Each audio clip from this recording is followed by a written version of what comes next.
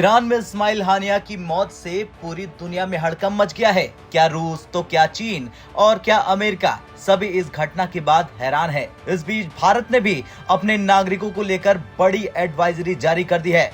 दरअसल लेबनान के बेरूत में भारतीय दूतावास ने अपने नागरिकों के लिए एक एडवाइजरी जारी की।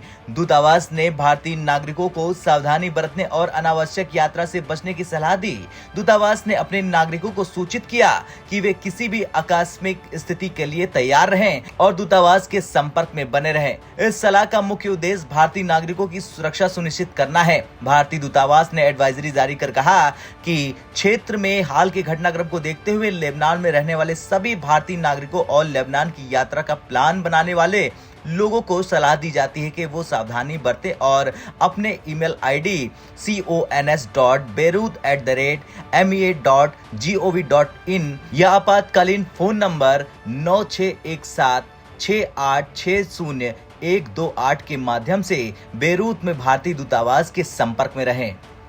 वैसे भारत ने ये एडवाइजरी तब जारी की जब हमास चीफ हानिया की मौत ईरान में हो गई। इस मौत के बाद ईरान के सर्वोच्च नेता आयतुल्ला अली खामनेई ने अपनी गहरी नाराजगी व्यक्त की और इसे एक घृणित अपराध करार दिया। खामनेई ने तुरंत इजराइल पर सीधा हमला करने का आदेश दिया और कहा कि इजराइल को इस कृत्य की भारी कीमत चुकानी पड़ेगी। इस घटना के बाद मध्य पूर्व में पहले से ही तनाव का माहौल और भी अधिक गंभीर हो गया। ईरान की सेना और इस्लामिक रिवॉल्यूशनरी गार्ड कॉर्प्स यानी IRGC को उच्च स्तरीय सतर्कता पर रखा गया है। इजराइल की सीमा पर भी सुरक्षा बढ़ा दी गई है।